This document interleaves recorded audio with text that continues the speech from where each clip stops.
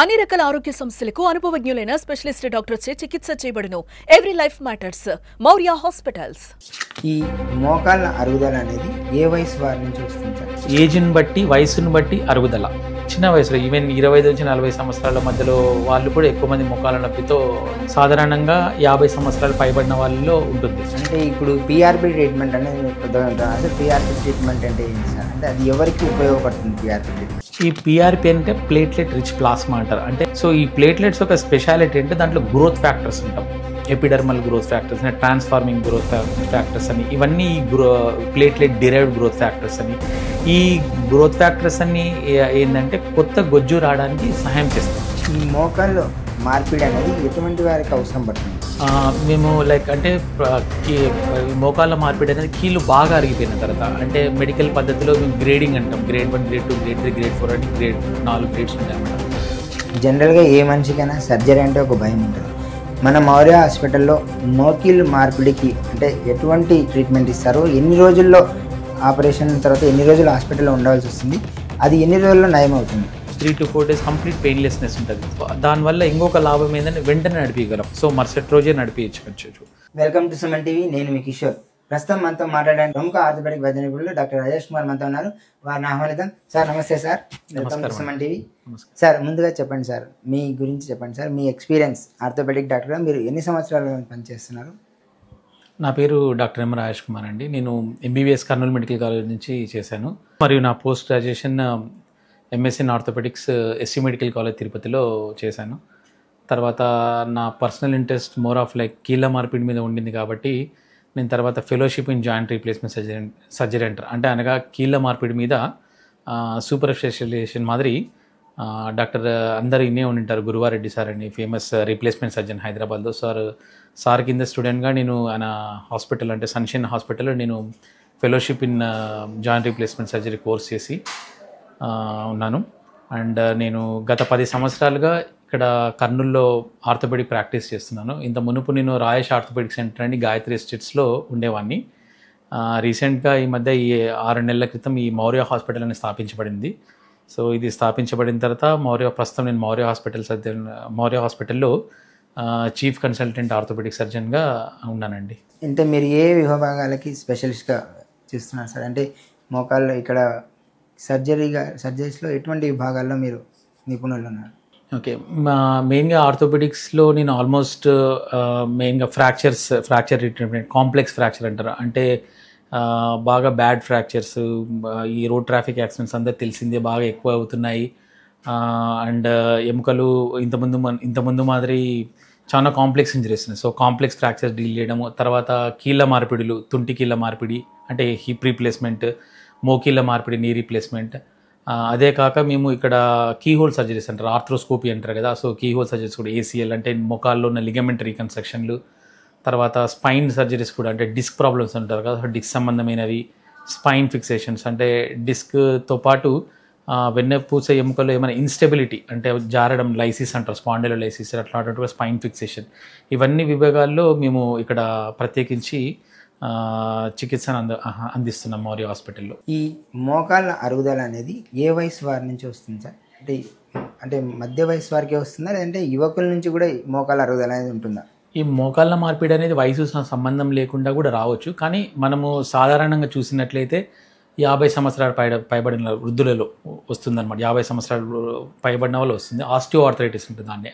అంటే ఏజ్ని బట్టి, వయసును బట్టి అరుగుదల, దాన్ని ఆస్టియో ఆర్థరైటిస్ అంటారు. సో ఇవి కామన్గా సాధారణంగా 50 సంవత్సరాలు పైబడిన వాళ్ళలో ఉంటుంది. వీళ్ళలో కూడా ప్రత్యేకంగా స్త్రీలలో ఉంటుంది. స్త్రీలలో అంటే 40 సంవత్సరాల తర్వాత ముట్లు ఆగిపోవడము, దానివల్ల హార్మోనల్ ఇంబ్యాలెన్స్ అంటారు. సో వాళ్ళకు అరుగుదల అనేది సాధారణ చూస్తుంటాం మనము. అట్ ద సేమ్ టైం మనము యంగ్స్టర్స్లో కూడా అంటే 25 నుంచి 40 సంవత్సరాల మధ్యలో వాళ్ళు కూడా మనము చూస్తూ ఉంటాం. దానికి పలు కారణాలు ఉంటాయి. మెయిన్గా మనం చూస్తూ ఉంటే సెడెంటరీ లైఫ్ స్టైల్. ఈ మధ్యకాలం చాలామంది అంటే చైర్లకే అంకితం కావడము, వాళ్ళ వృత్తిరీత్యా కానీ, దానివల్ల ఒబిసిటీ, బరువు ఎక్కువ కావడం, దానివల్ల కీళ్ళ నొప్పులు రావడం జరుగుతున్నది. అది కాక ఇంకోటి డిజీజ్ అంటే వ్యాధి, రుమటాయిడ్ ఆర్థరైటిస్ అంటారు. రుమటాయిడ్ ఆర్థరైటిస్ కీళ్ళవాతం అంటారు. సో ఈ కీళ్ళవాతం అనేది కూడా చిన్న వయసులో అంటే 25 సంవత్సరాల నుంచి 40 సంవత్సరాల మధ్యలో వాళ్ళు వస్తూ ఉంటుంది. సో వయసుకు సంబంధం లేకుండా ఈ కీళ్ళ నొప్పులు అనేవి మోకాళ్ళ నొప్పులు అని వస్తుంటాయి. ఈ మధ్యకాలం నేను ఇంత మునుపు చెప్పినట్టు ఈ సెడెంటరీ లైఫ్ స్టైల్ అంటే మోర్ ఆఫ్ ఈ జంక్ ఫుడ్ తినడము, ఒబిసిటీ అనేది ఎక్కువ కావడము, బరువు పెరగడము, ఇవన్నీ ద్వారా మోకాళ్ళలో నొప్పులు అనేవి ఇప్పుడు ఇంతకుముందు మార్పు 50 సంవత్సరాలు కాక చిన్న వయసులో ఈవెన్ 25 నుంచి 40 సంవత్సరాల మధ్యలో వాళ్ళు కూడా ఎక్కువ మంది మోకాళ్ళ నొప్పితో వస్తూ ఉన్నారు. ఈ మోకాళ్ళు మార్పిడి అనేది ఎటువంటి వారికి అవసరం పడుతుంది? అంటే మోకాళ్ళు అరుగుదల ఎంత పరిణామం బట్టి మీరు నిర్ధారిస్తారు దానికి సర్జరీ అవసరం? మేము అంటే ఈ మోకాళ్ళ మార్పిడి అనేది కీళ్ళు బాగా అరిగిపోయిన తర్వాత, అంటే మెడికల్ పద్ధతిలో మేము గ్రేడింగ్ అంటాం. గ్రేడ్ 1, గ్రేడ్ 2, గ్రేడ్ 3, గ్రేడ్ 4 అని 4 గ్రేడ్స్ ఉంటాయి అనమాట. సో వాళ్ళలో గ్రేడ్ 4. సో మీకు సింపుల్గా అర్థమయ్యే విధంగా చెప్పాలంటే నార్మల్గా ఇది తొడ ఎముక, ఇది కాలెముక అనమాట. దీని మధ్యలో ఉన్న తెల్లది కార్టిలేజ్ అంటారు, అంటే మృదులాస్థి అంటారు. బొజ్జు అంటే సాధారణంగా అందరూ తెలిసిన వాళ్ళ బొజ్జు అంటారు. సో ఈ వయసును బట్టి ఈ గొజ్జు అనేది తెల్లది ఏదైతే ఉందో అరిగిపోతూ ఉంటుంది. సో ఈ కార్టిలేజ్ అనేది ఎముక దగ్గరికి వచ్చి రాపిడి కాకుండా కాపాడుతుంది. సో నొప్పి ఉండదన్నమాట. ఎప్పుడైతే ఈ కార్టిలేజ్ ఈ మృదులాస్థి అనేది అరిగిపోతా వస్తుందో అప్పుడు ఎముక బయటపడుతుంది. ఎముక బయటపడినప్పుడు ఆ రాపిడికే నొప్పి వస్తుంది. సో 4వ స్టేజ్ అంటే బాగా డ్యామేజ్ కూడా, అంటే 60-70% పైన కార్టిలేజ్ అనేది డ్యామేజ్ అయినప్పుడు, ఈ మృదులాస్థి అనేది డ్యామేజ్ అయినప్పుడు అది 4వ స్టేజ్ అని అంటాం. సో ఆ 4వ స్టేజ్ వచ్చినప్పుడు మనము ఈ ప్రొసీజర్ అంటే కీళ్ళ మార్పిడి, మోకీళ్ళ మార్పిడి అనేది ఈ విధంగా మనము చేయాల్సి వస్తుంది. సో అందరికీ కీళ్ళ మార్పిడి వెంటనే అవసరం అలా ఏమి ఉండదు. 4వ స్టేజ్ అంటే కంప్లీట్గా అరిగిపోయిన వాళ్ళకి మాత్రమే కీళ్ళ మార్పిడి అవసరం పడుతుంది. కీళ్ళు మార్పిడి అవసరం లేని వాళ్ళకి ఎటువంటి చికిత్సా విధానాలు ఉన్నాయి సార్? సో మనము పేషెంట్ వచ్చినప్పుడు వాళ్ళకి ఏ గ్రేడ్లో ఉన్నారో నిర్ధారిస్తాం. ఫస్ట్ గ్రేడ్ 1లో ఉన్నారా, గ్రేడ్ 2లో ఉన్నారా, గ్రేడ్ 3లో, గ్రేడ్ 4 ఉన్నాం. సో ఓన్లీ గ్రేడ్ 4 వచ్చిన వాళ్ళకి కీళ్ళ మార్పిడి ఇస్తాం. సో మిగతా వాళ్ళకి ఈ గ్రేడ్స్లో గ్రేడ్ 1, గ్రేడ్ 2, గ్రేడ్ 3లో ఏ విధంగా ఉన్నారో మనం ఒక్కసారి గమనించాల్సింది అంటే, ఒక్కసారి ఈ మృదులాస్థి అనేది అరిగిపోయిన తర్వాత మళ్ళీ నార్మల్ స్టేజ్కి తేవడం అనేది చాలా కష్టమైన పని, ఆల్మోస్ట్ ఇంపాసిబుల్ అనాలి. ఓకే, సో మనము ఫర్దర్ అంటే ఇప్పుడు గ్రేడ్ 2 ఉన్నవాడు గ్రేడ్ 3కి పోకుండా, గ్రేడ్ 4 పోకుండా మనం ఆ ప్రాసెస్ని డిలే చేయగలం, కానీ కంప్లీట్గా స్టాప్ చేయలేం ఆ ప్రాసెస్ని. సో మనం ఏ మెడిసిన్ ఇచ్చినా కానీ, ఏ రకమైన ఇంజక్షన్లు ఇచ్చినా కానీ, ఏ రకమైన దాని సంబంధము మంచి జరుగుతుందని ఏది ఇచ్చినా కానీ మనము కంప్లీట్గా ఆ ప్రాసెస్ ఆఫ్ డీజనరేషన్ అంటే ఈ అరుగుదల ప్రాసెస్ కంప్లీట్గా స్టాప్ చేయడానికి రాదు. సో మనం ఏం చేసినా కానీ గ్రేడ్ 2 నుంచి గ్రేడ్ 3 పోవడానికి ఆ సమయంని బాగా పొడిగించగలం తప్ప కంప్లీట్గా స్టాప్ చేయడానికి కాదు. సో అందులో భాగంగా ఈ గొజ్జు సంబంధం కోసం మెడిసిన్స్ ఉన్నాయి. సో కొలాజిన్ ట్యాబ్లెట్స్ అని, గ్లూకోసమైన్ అని, కాండ్రైటిన్ సల్ఫేట్ అని, అంటే ఒక్కొక్క కంపెనీ రకరకాల ఇవన్నీ ఇంగ్రీడియంట్స్తో ఫార్ములేషన్స్ ఉన్నాయి. ఇవన్నీ కూడా ఈ గొజ్జుని రీజనరేషన్ కోసము, తర్వాత గొజ్జు అరగకుండా ఉండడానికి హెల్ప్ చేయగలరు.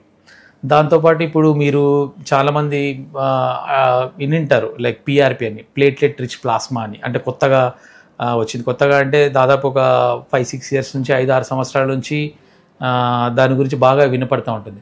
సో ఈ ప్లేట్లెట్ రిచ్ ప్లాస్మా అనేది కూడా మనము ఈ గ్రేడ్ 2 వాళ్ళకి, గ్రేడ్ 3 వాళ్ళకి ఇచ్చినచో ఆ గ్రేడ్ 4 పోకుండా మనము వాళ్ళ లైఫ్ ఆఫ్ నీ జాయింట్ని పొడిగించగలం. అంటే ఇప్పుడు పిఆర్పి ట్రీట్మెంట్ అనేది కొత్తగా ఉంటారు సార్. పిఆర్పి ట్రీట్మెంట్ అంటే ఏంటి సార్? అంటే అది ఎవరికి ఉపయోగపడుతుంది పిఆర్పి ట్రీట్మెంట్?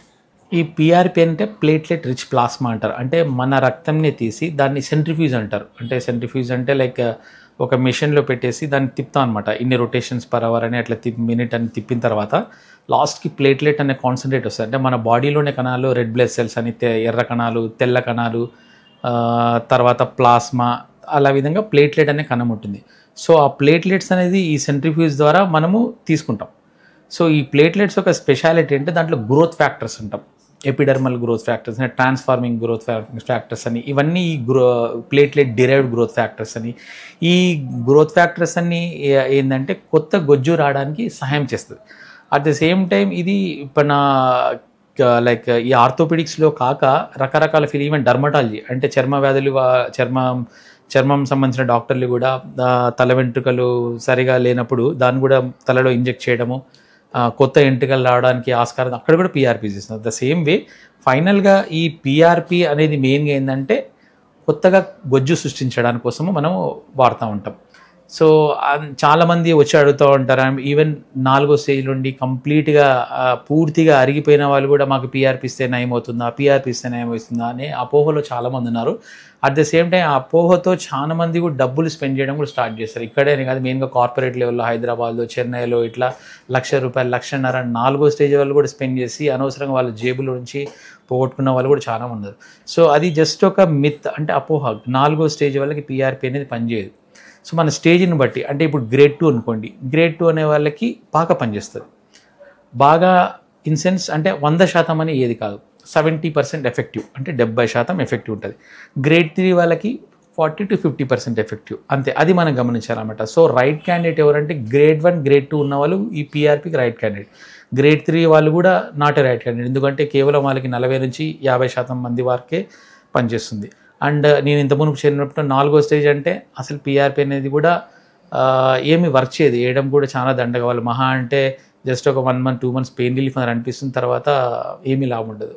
సో 4వ స్టేజ్ అంటే దానికి ట్రీట్మెంట్ ఒకటే ఒక ట్రీట్మెంట్, మెడికల్లీ ఫిట్, అంటే పేషెంట్ ఫిట్ ఉన్నాడు సర్జరికల్గా అంటే దెన్ బెటర్ థింగ్ ఏంటంటే రీప్లేస్మెంట్ తప్ప పీఆర్పీ అనేది మాత్రం సొల్యూషన్ కాదు. ఈ మోకాల్లో గుజ్జు అరుగుదల అనేది కేవలం పీఆర్పీ ట్రీట్మెంట్ ద్వారానే పెంచవచ్చా, లేదంటే ఏదైనా ఆహారపు అలవాట్ల వల్ల కూడా గుజ్జు పెరిగే అవకాశం? ఎందుకంటే రీసెంట్ టైమ్స్లో మనం చూస్తుంటాం మోకాలు పెంచే ట్యాబ్లెట్స్ అని కొత్తగా మార్కెట్లో, అంటే అన్ఆథరైజ్డ్ పర్సన్స్ కూడా యాడ్స్ ఇచ్చేసి అవి చేస్తుంటారు. ఆ మెడిసిన్స్ వల్ల గుజ్జు పెరుగుతుందా, లేదంటే ఎటువంటి సైడ్ ఎఫెక్ట్స్ ఏమైనా ఉంటాయా? మెడిసిన్స్తో బెనిఫిట్ అంటూ జస్ట్ 20-30% బెనిఫిట్ ఉంటుంది. దాంతోపాటు ఎక్సర్సైజ్, క్వాడ్రిసెప్స్ స్ట్రెంథనింగ్ ఎక్సర్సైజ్ అంటారు. క్వాడ్రిసెప్స్ స్ట్రెంథనింగ్ ఎక్సర్సైజ్ అనకంటే మన తొడ ఎముక, తొడలో ఉన్న కండరం అన్నమాట క్వాడ్రిసెప్స్ అంటారు. దాన్ని స్ట్రెంథన్ చేయడం వల్ల కూడా నొప్పి తగ్గుతాయి అనమాట. సో మనం మెయిన్ మీరు అన్నట్టు ఇప్పుడు ఆహార పదార్థాలు అంటే మెయిన్గా ఫ్రూట్స్, స్పెసిఫిక్గా ఈ పండు పలహారం అనేది స్పెసిఫిక్గా అయితే ఏం లేదు. ఎనీ ఫ్రూట్, ఏదైనా యాపిల్ కానివ్వండి, బత్తాయి కానివ్వండి, అరటిపండు కానీ, ఏదైనా ఫ్రూట్స్కి ఈ పలహారాలు, పండ్లు ఇవన్నీ కూడా గొజ్జు కోసం మనకు సాయం చేస్తాయి. ఈ మోకాలు మార్పిడి కాకుండా డిస్క్ సమస్యలతో వచ్చిన వాళ్ళు తుంటికీళ్ళు మార్పిడి అని ఉంటాయి, అవి కూడా మన హాస్పిటల్లో, మౌర్య హాస్పిటల్లో మీరు చేస్తున్నారు? అవునండి, తుంటికీళ్ళ మార్పిడి కూడా మేము రెగ్యులర్గా ఇక్కడ చేస్తున్నాం. అండ్ ఇంకొక విషయం గమనించాల్సిన విషయం ఏంటంటే ఇంత మునపు మోకీళ్ళ మార్పిడి అరగడం అనేది చాలా సహజంగా ఇనేదే. అండ్ తుంటికీళ్ళ మార్పిడి అనేది చాలా తక్కువ, అంటే సపోజ్ ఒక 100 పేషెంట్లు కీళ్ళ మార్పిడికి వస్తే దాంట్లో ఆల్మోస్ట్ 90 మంది పేషెంట్లు మోకీళ్ళ మార్పిడి కోసమే ఉంటారు. అంటే ఎక్కువ అరుగుదల మోకాళ్ళలో అవుతుంటుంది. ఒక జస్ట్ ఒక 5 నుంచి 10 మంది మాత్రమే తుంటికీళ్ళ అరుగుదలని చూస్తుంటాం. కానీ ఈ మధ్య తుంటికీళ్ళ మార్పిడి కూడా ఎక్కువ అయ్యాయి, మెయిన్గా కరోనా తర్వాత. మీరు ఇనే ఉండింటారు, కరోనా సమయంలో రక్తం గడ్డగడుతుందంట, రక్తం పలసగడం, ట్యాబ్లెట్స్ వాడాలి, మందులు వాడాలి అని ఇవన్నీ చెప్పడం మీరు వినింటారు, సహజంగా అందరూ వినింటారు. సో ద సేమ్ థింగ్, ఈ మన తుంటికీలు కూడా ఒక కప్పు, ఒక గుండు ఉంటుందన్నమాట, బాల్ అండ్ సాకెట్ జాయింట్ అంటారు. సో ఈ గుండు కూడా రక్తం సరఫరా అనేది చాలా ఇంపార్టెంట్, చాలా ముఖ్యమైనది. సో ఈ కరోనా తర్వాత ఈ గుండుకు రక్తం సరఫరా చేసే రక్తనాళాల్లో కూడా గడ్డగట్టడము, ఈ గుండు కుల్లడం అనేది చాలా కామన్ అయింది. దాన్నే మన మెడికల్ టర్మినాలజీ ఎవాస్కులర్ నెక్రోసిస్ అంటాం, అంటే ఒక విధంగా కుల్లడం అది. సో ఎప్పుడైతే ఇది కుల్లుతుందో, ఏవాస్కులర్ నెక్రోసిస్ అవుతుందో, దాని గుండు షేప్ అంతా మారిపోతుంది. అది వచ్చిన పేషెంట్కి ఎక్కువ నొప్పి రావడము, నడవడం ఇబ్బంది, తర్వాత ఆయన హిప్ మూమెంట్స్ అంటే తుంటికీల దానికి కూడా మూమెంట్స్ కూడా ఇబ్బంది కావడం జరుగుతుంది. సో ఇవి కరోనా తర్వాత చాలా ఎక్కువయ్యాయి. సో వీళ్ళకి కూడా పరిష్కారం, వాళ్ళు కూడా దాన్ని కూడా సేమ్ లైక్ మనము మోకాళ్ళకు అన్నట్టు 4 స్టేజ్లు ఉంటే దాన్ని కూడా ఒక 4 స్టేజ్లు, 4వ స్టేజ్ అంతా కీళ్ళ మార్పిడి, తుంటికీళ్ళ మార్పిడి చేయాల్సింది. కానీ దీంట్లో మెయిన్గా ఇంపార్టెంట్ వేరియేషన్ ఏంటంటే, మనం మోకాళ్ళ మార్పిడి అన్నా అరౌండ్ 50 years వాళ్ళు చూస్తుంటాం. ఈ తుంటికీళ్ళ మార్పిడి ఇప్పుడు సహజంగా 30 years వాళ్ళకు చూస్తున్నాం, అంటే 30 సంవత్సరాలు 35 సంవత్సరాలు. ఈరోజు నేను ఒక పేషెంట్ 23 సంవత్సరాలు. సో 23 సంవత్సరాలు ఉన్న పేషెంట్ కూడా గ్రేడ్ 4 ఈ గుండు కుల్లడము, తుంటికీళ్ళ మార్పిడి అవసరం పడే స్టేజ్కి వచ్చింది. అంటే ఈ కోవిడ్ వైరస్ వల్లే ఇలా జరుగుతుందా, లేదంటే ఆ తుంటికీళ్ళు అరిగిపోవడానికి గల కారణాలు ఏంటి? మామూలుగా ఇంత మునుపు కామన్ కారణం ఏంటంటే ఆల్కహాలిజం ఒకటి. సో ఆల్కహాల్ ఎక్కువ తీసుకునే వాళ్ళలో గుండు కుల్లడం ఒకటి. స్టిరాయిడ్స్ అంటే ఎక్కువ వింటూ ఉంటారు ఊర్లలో, తొందరగా నొప్పి తగ్గడానికి ప్రెడ్నిసోలోన్ అనే టర్మ్ వింటారు. సో ప్రెడ్నిసోలోన్ స్టిరాయిడ్స్, ఈ 2 ముఖ్య కారణాలు. తర్వాత చిన్నపిల్లల్లో అరౌండ్ 7 నుంచి 10 సంవత్సరాలు పర్తిస్ అంటారు. సో వాళ్ళు కింద పడడం వల్ల ఎముక ఫ్రాక్చర్ కావడము, దానివల్ల గుండుకి రక్తం సరఫరా తగ్గడం పర్తీస్ అంటారు. సో ఈ 3 కేటగిరీస్ వాళ్ళలో తొందరగా కీళ్ళు అరగడం అనేది జరిగేది. కానీ ఇప్పుడు ఈ ఆల్కహాల్కి సంబంధం లేకుండా, స్టిరాయిడ్కి సంబంధం లేకుండా కరోనా వచ్చిన తర్వాత దీనికి రక్తం సరఫరా అనేది తగ్గడము, గుండు కుళ్ళడం అనేది చాలా కామన్ అయిపోయింది. సో యావరేజ్గానే ఇప్పుడు 30 to 40 years లోపల తుంటి కరోనా వచ్చే వాళ్ళు చాలా ఎక్కువైపోయారు. అంటే గత 2021 అంటే 19లో కరోనా వచ్చింది, 2 years తర్వాత 21 నుంచి చూడడం సాధించారు. 2021 మునపు 21 తర్వాత ప్రపంచం మొత్తం ఈ సినారీ ఆఫ్ తుంటి కీళ్ళ మార్పిడి చాలా మారిపోయింది, చాలా ఎక్కువ అయ్యాయి అసలుకి. ఈ తుంటి అంటే మార్పిడి చేయాల్సిన అవసరం లేకుండా ఏదన్నా దానికి కూడా ప్రత్యామ్నాయ చికిత్సలు ఏమైనా ఉన్నాయా? పిఆర్పి ట్రీట్మెంట్ దానికి అన్నీ కూడా లైక్ పిఆర్పి మాదిరి స్పెసిఫిక్గా దీనికైతే లేదు, అన్ని రీసెర్చ్లో ఉన్నాయి. రీసెర్చ్లో కొంతమంది జొలుడ్రోనిక్ యాసిడ్ అని ఒక ఇంజెక్షన్ ఉంది. జొలుడ్రోనిక్ యాసిడ్ అనేది ఆ తుంటికీలో ఒక గుండులో ఇంజెక్ట్ చేయడం ఒకటి, అదొక ఆప్షన్. ఇంకొక ఆప్షన్ వచ్చేసి కోర్ డీకంప్రెషన్, ఒక సర్జరీ అనమాట, అంటే సర్జికల్ ప్రొసీజర్. మనం ఈ గుండె ఏదైతే ఉందో ఆ గుండెకి వెనకల నుంచి చిన్న రంధ్రం వేసేసి లోపల కడిగినట్టు అనమాట, లోపల అదొక కోర్ డీకంప్రెషన్ సర్జరీ. ఇవన్నీ కూడా పెద్ద లాభదాయకంగా అయితే లేదు. సో అంటే నా పర్సనల్ ఒపీనియన్, ఈ కోర్ డీకంప్రెషన్ కానీ ఇంజెక్షన్ చేయడం, జొలుడ్రోనిక్ యాసిడ్, ఇవన్నీ కూడా ఎక్కువ లాభపడేలాగా లేవు. సర్జరీ బెస్ట్ అంటారు. సర్జరీనే బెస్ట్. అది కూడా అంటే వెయిట్ చేయాలి మనం. అంటే కొంతమంది నొప్పి అనేది టాలరబుల్, అంటే పేషెంట్కి టాలరబిలిటీ. ఒకరు నొప్పిని బాగా తట్టుకుంటారు, ఒక చిన్న నొప్పిని కూడా తట్టుకోలేరు. సో ఆయనకి 4 వచ్చి తట్టుకోగల నొప్పి ఉందనుకోండి, డిలే చేస్తాం అనమాట. సో ఎందుకంటే ఒకసారి గుండు రీప్లేస్ చేసిన తర్వాత అది ఒక 20 నుంచి 20 సంవత్సరాలు దాని లైఫ్ స్పాన్ వస్తుంది. సో ఆ ఉన్న ప్రాబ్లమ్ని ఎంతవరకు డిలే చేయాలో అంత డిలే చేస్తాం. వేరే అంటే ఈ ఇంజెక్షన్స్ కంటే, ఇంతకుముందు ఇంజెక్షన్స్ కంటే కూడా ట్యాబ్లెట్స్ ఉన్నాయి. ఫర్ ఎగ్జాంపుల్ ఆస్టియోఫాస్ అని ఉంది, అలెండ్రోనెట్ అంటారు. సో అది ట్యాబ్లెట్ వీక్లీ వన్స్ ఒక సంవత్సరం 2 సంవత్సరాలు ఇచ్చినచో వాళ్ళది సేమ్ థింగ్. లైక్ నేను మోకాళ్ళు గొజ్జు సంబంధం ట్యాబ్లెట్కి పొడిగించవచ్చు అన్నాను కదా, అదేవిధంగా ఈ తుంటికీళ్ళ లైఫ్ కూడా పెంచడానికి ఆస్కారం ఉంది. సో మనం ఎంత వీలైతే అంత లైఫ్, నార్మల్ కీళ్ళ యొక్క లైఫ్ని మనం పెంచుతాం. సో మరీ ఎక్కువ ఇబ్బంది అతను చేసుకున్న రొటీన్ యాక్టివిటీస్కి ఇబ్బందికరమైనప్పుడు ఖచ్చితంగా తుంటికీళ్ళ మార్పిడి పోవాల్సి వస్తుంది, ఇర్రెస్పెక్ట్ ఆఫ్ ఏజ్కి సంబంధం లేకుండా కూడా. జనరల్గా ఏ మనిషికైనా సర్జరీ అంటే ఒక భయం ఉంటుంది. మన మౌర్య హాస్పిటల్లో మోకీళ్ళు మార్పిడికి అంటే ఎటువంటి ట్రీట్మెంట్ ఇస్తారు, ఎన్ని రోజుల్లో ఆపరేషన్ తర్వాత ఎన్ని రోజులు హాస్పిటల్లో ఉండవలసి వస్తుంది, అది ఎన్ని రోజుల్లో నయం అవుతుంది, అంటే ఆ భయాలను పోగొట్టడానికి మీరు మా ప్రేక్షకులకి ఏం చెప్తారు? మీరు చాలా మంచి క్వశ్చన్ అడిగారండి. ఎందుకంటే చాలామంది అడుగుతూ ఉంటారు, ఫస్ట్ వాళ్ళ పేరెంట్స్ని పిల్లలు తీసుకొని వస్తుంటారు. వాళ్ళు పిల్లలేమో వాళ్ళ తండ్రి కానీ తల్లి కానీ త్వరగా నడవాలి, బాగా యాక్టివ్ ఉండాలి, ఆనందం తీసుకొచ్చి అమ్మ చేయిద్దాము, నాన్న చేయిద్దాం అంటారు. కానీ ఫస్ట్ భయం అంటే నొప్పి. చేసిన వెంటనే ఎక్కువ విపరీతమైన నొప్పి ఉంటుంది, ఎట్లా తట్టుకోవాలి, అలా ఏం లేదనమాట ఇంతకుముందు మాదిరి. ఇప్పుడు కొత్తగా మేము ఇక్కడ మౌర్య హాస్పిటల్లో అడ్డక్టర్ కెనాల్ బ్లాక్ అంటారు. అంటే మా దగ్గర అనస్థీషియా టీంలో డాక్టర్ రఘుప్రవీణ్ ఉన్నాడు. సో ఆయన పెయిన్ మేనేజ్మెంట్లో స్పెషలిస్ట్ అనమాట. సో ఈ అడ్డక్టర్ కెనాల్ బ్లాక్ అనేది అంటే ఆపరేషన్ ముందే ఇస్తాను అనమాట. ఇచ్చిన తర్వాత ఆల్మోస్ట్ 3 to 4 days కంప్లీట్ పెయిన్లెస్నెస్ ఉంటుంది. సో నొప్పి అనేది చాలా తక్కువ ఉంటుంది దీంట్లో, ఈ ప్రొసీజర్లో. సో దానివల్ల ఇంకొక లాభం ఏంటంటే వెంటనే నడిపించగలం. సో మరుసటి రోజే నడిపించవచ్చు. ఆపరేషన్ ఈవినింగ్ చేసి ఆ మరుసటి రోజు పొద్దునే కూడా నడిపించడానికి ఆస్కారం ఉంటుంది. సో నొప్పి అనేది మీరు అందరూ అనుకుంటున్నట్టు మనము అలా ఏమి ఉండదు. సో ఈ టెక్నాలజీ ఏదైతే అడ్డక్టర్ కెనాల్ బ్లాక్ అంటారో, మనము దాన్ని వేయడం ద్వారా ఈ నొప్పిని బాగా తగ్గించవచ్చు. ఈ రీప్లేస్మెంట్ అయిన తర్వాత పేషెంట్ తీసుకోవాల్సిన జాగ్రత్తలు ఏమిటి, అంటే మెడికేషన్స్ మీరు లాంగ్ టర్మ్గా ఉంటాయా, లేదంటే ఆపరేషన్ అయిన కొద్ది రోజులు మాత్రం వాడితే సరిపోతుందా? మనము జనరల్గా అంటే ఆపరేషన్ అయిన తర్వాత ఫస్ట్ ఒక వారం వరకు ఇన్ఫెక్షన్ రాకుండా ఉండడానికి కోసము యాంటీబయాటిక్స్ అనేది వాడతాము. తర్వాత నొప్పి కొంచెం మైల్డ్ టు మోడరేట్ పెయిన్, అంటే కొంచెం నొప్పి నుంచి కొంచెం ఎక్కువ నొప్పికి, దానికి వాళ్ళ నొప్పి ఇంటెన్సిటీని బట్టి నొప్పి తగ్గని మెడిసిన్ ఒక 3 నెలల వరకు మనం కాల్షియం సప్లిమెంటేషన్ ఇస్తాం. సో లైఫ్ లాంగ్ వాళ్ళు మందులు పాడాల్సిన అవసరము అలాంటిది అయితే ఏం లేదు.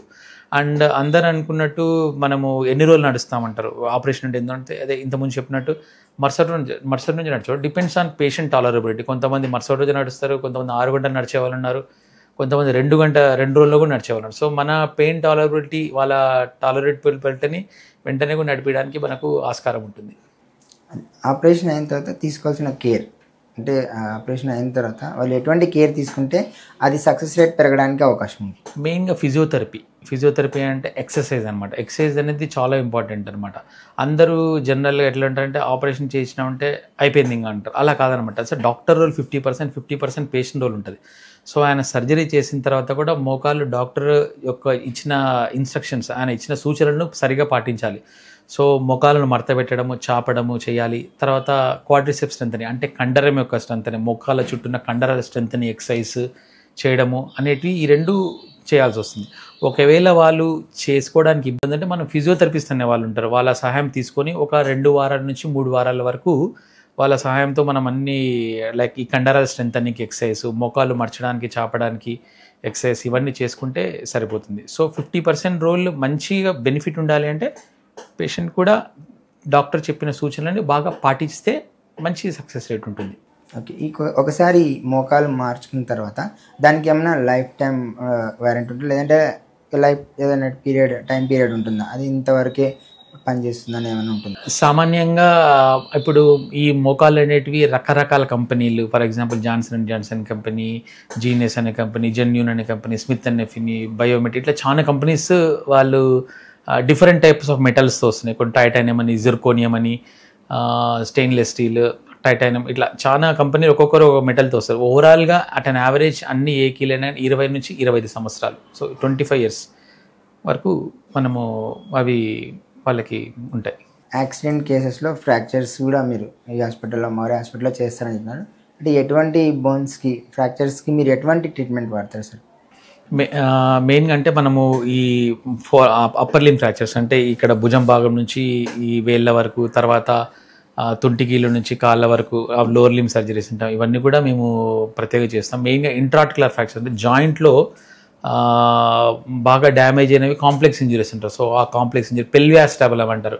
అంటే ఈ పెల్వియాస్టాబులం సర్జరీస్ కూడా ఎక్కువ హైదరాబాద్ జరుగుతుంది. పెల్వియాస్టాబులం అంటే ఈ భాగం, నడుము కింద భాగం అంటారు. సో అవన్నీ కాంప్లెక్స్ సర్జరీస్ అనమాట. ఇప్పుడు కూడా చాలా మంది తెలియక హైదరాబాద్కి పోవడం జరుగుతుంది ఈ పెల్వియాస్టాబులం ఫ్రాక్చర్. అలా ఏం వెళ్ళాల్సిన అవసరం లేదు. సో ఈ కాంప్లెక్స్ పెల్విక్ ఫ్రాక్చర్స్ కూడా మేము ఇక్కడ మౌర్య హాస్పిటల్లో ట్రీట్మెంట్ ఇస్తున్నాం. ఇప్పుడు ఫ్రాక్చర్ అయినప్పుడు మన లోపల ప్లేట్స్ అవి పెడుతుంటారు, అది ఎటువంటి మెటీరియల్తో మన మౌర్య హాస్పిటల్లో పెడుతున్నారు? అవి ఎంతవరకు సేఫ్ అంటారు? మేము 2 రకాలు అంటే స్టెయిన్లెస్ స్టీల్, టైటానియం 2 వాడుతున్నాం. సో ఎవరైనా పేషెంట్ వచ్చినప్పుడు ఆయనకు ఆప్షన్ ఇస్తాం అనమాట.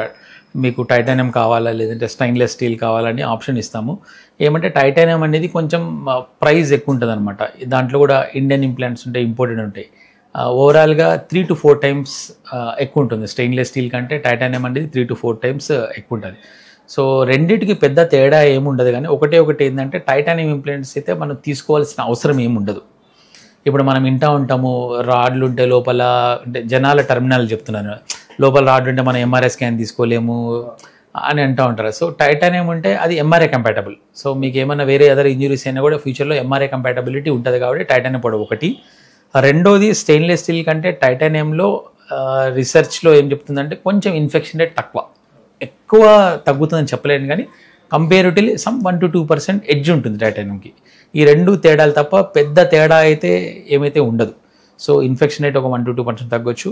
మెయిన్గా అదే ఫ్యూచర్లో ఎంఆర్ఐ అట్లా ఏమైనా అవసరం పడితే టైటానియం ఉంటే తీసుకోవడానికి ఆస్కారం ఉంటుంది. అదే స్టెయిన్లెస్ స్టీల్ ప్లేట్స్ ఉంటే ఎంఆర్ఐ తీసుకోవడానికి ఆస్కారం ఉండదు. జనరల్గా ఫ్రాక్చర్స్ అయినప్పుడు ప్రజలు భయపడి ఏదైనా సర్జరీ అయినా అవసరం పడుతుందని చెప్పేసి ఈ నాటు వైద్యానికి పోతుంటారు. ఈ నాటు వైద్యం ఎంతవరకు కరెక్ట్ అంటారు? అది ఇప్పటికీ చాలా జరుగుతుంది. అంటే ఒక 10 సంవత్సరాల క్రితం ఎలా ఉందో ఇప్పుడు కూడా కొన్ని ఏరియాస్ని బట్టి ఇప్పుడు ఫర్ ఎగ్జాంపుల్ ఆదోని, ఇంకోటి తెలంగాణ వనపర్తి సైడ్లో కొన్ని ఊళ్ళో అనమాట ప్రత్యేకంగా దీనికోసం పుత్తూరు కట్లని ఫేమస్ అని చేసుకుంటూ ఉంటారు. అది అంటే మనకు మెయిన్ థింగ్ ఏంటంటే ఒకటి ఎముక ఫ్రాక్చర్ అయినప్పుడు, ఇరిగినప్పుడు అనటామికల్ పొజిషన్ అంటే సరైన పద్ధతులు అతుక్కోవాలి. సపోజ్ ఇక్కడ ఫ్రాక్చర్ అయింది, అది సరైన పద్ధతిలో అతుక్కోవాలి. దాని సరైన అనటామికల్ పొజిషన్ అతుక్కోవడం కోసం మనం ఫస్ట్ సర్జరీ చేసుకుంటాం. And at the same time healing కూడా ఫాస్ట్గా ఉంటుంది సర్జికల్లో. ఈ నాటుకట్లు అనేది ఏదైతే కడతామో అనటామికల్ పొజిషన్ వంకర టింకర్లు అతుక్కోవడం, దానివల్ల వాళ్ళకి డిఫార్మిటీ అంటే వాళ్ళ చెయ్యి వంకర కనిపించడము అవన్నీ ఉంటాయి. ఇంకొకటి ఏంటంటే ఈ నాటుకట్ల ద్వారా కొంతమంది అతుక్కుంటారు, అదృష్టం కొద్దీ అతుక్కున్నా కానీ సరైన టైంలో వాళ్ళని మొబిలైజేషన్ అంటే జాయింట్ కదిలించకపోవడం వల్ల జాయింట్ స్టిఫ్నెస్ వస్తుంది. ఫైనల్గా మనము ఆపరేషన్ చేసినా కట్టినా ఏది చేసినా మనం ఏమైతే ఫంక్షనల్లీ ఫిట్ ఉండాలి. అంటే మనం చేసుకునే రొటీన్ యాక్టివిటీస్, మనం చేసుకునే అన్ని పనులు మనం సాధారణంగా చేసుకోవాలి. సో ఇవన్నీ కూడా జాయింట్లో ఫ్రాక్చర్ అంటే కట్లు కట్టడము, 3 నెలలు 4 నెలలు కట్లు కట్టడం, దీని ద్వారా ఈ జాయింట్ స్టిఫ్నెస్ పెరగడం. సో ఎముక అతుక్కున్నా కానీ వాళ్ళు ఏం పని చేసుకోవడానికి వంచడానికి కూడా ఏం చేత కాదు, అదొకటి. రెండోది ఇంకొకటి ఈ మధ్య చూస్తానంటే టైట్గా నాటుకట్లు అనేవి కట్టడం వల్ల దానివల్ల కంపార్ట్మెంటల్ సిండ్రోమ్ అంటారు, కంపార్ట్మెంటల్ టెన్షన్ అంటారు. అంటే కండరాల్లోని రక్తం సరఫరా ఆగిపోవడము, చెయ్యి అంతా వాసిపోయి ఈవెన్ యాంపుటేషన్ అంటే కొన్ని కేసులు చెయ్యి తీయాల్సిన పరిస్థితులు ఏర్పడే సందర్భాలు కూడా ఉన్నాయి. Okay, thank you so much sir. మీ అమూల్యమైన సమయాన్ని మాకు కేటాయించి మా ప్రేక్షకులకు మీ అమూల్యమైన సందేశాన్ని ఇచ్చారు. Thank you very much. మరో టాపిక్తో మరీ కలుద్దాం. చూస్తున్నాను Suman TV. This is Kishore signing off.